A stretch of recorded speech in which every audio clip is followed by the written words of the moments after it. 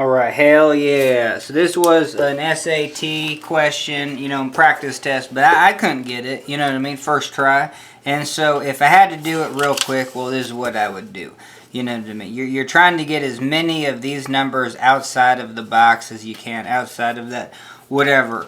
And then so 32, I would just do this, you know what I mean? I would go 2, 4, 8, 16, 32. Okay, sweet. And then 64. And then I would literally do this. Okay, so now that we know that 32, hell yeah, you got 5 of those. So 4 of them can actually be squared out. So, you know, and if you want to see that, it's going to be 5 of these.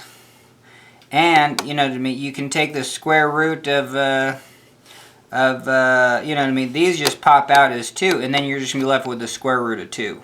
So anyway, so here you go. So you're going to get 4 square roots of 2. Now for this one, you're going to have 5 of these. You know, you're going to have 6 of them. You know what I mean? So you're going to have 6. So that means you can take, well, let's just do it just so you can visually see it, even though it's real small. And, you know, you got 5 of them right here. And if you take the 5th root of all those, well, you're just going to have 2. And then you're going to have 5 root of 2.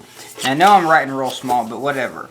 So now you're going to have 4 square root of 2 times 2 5 root of 2. So this is going to be 8 square root of 2 5 root of 2.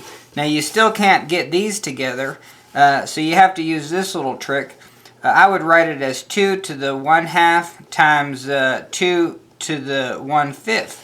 But since these are the same, you can, I just thought you multiply these, but no, hell no, you add these. So it's going to be 8 times 2 to the 1/2 plus 1/5.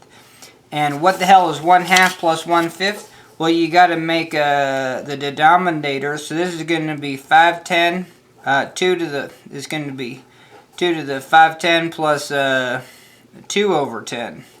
And hell yeah, now you're going to get 2 to the 7 over 10. Still got to multiply it by this 8. But now you're going to have 8. And you're going to have 10 root of 2 to the 7 power. So, you know what I mean? Because you got to take 2 to the 7, but then take the 10 root of it.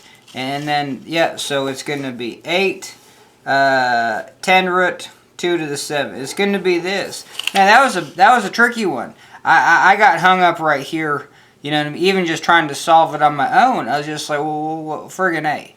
I kind of knew how to do these. This is real nice. You know what I mean? And, you know, because if you have, like, the square root of 200, you're like, what the hell is that? Well, I know the square root of 100 is 10. So now you can just do this. Oh, this is just like 10 square root of 2. Because 200 is equal to 2 times 100. It's not this problem, but now you see. Because that's one of the things. If you can get these into 2 different numbers, then it's just the square root of 2 times the square root of 100. Well, that's 10 square root of 2.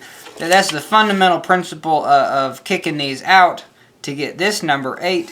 And then this was the fundamental principle to get that 7 and that 10. Alright, well thanks for joining me. And that's a video.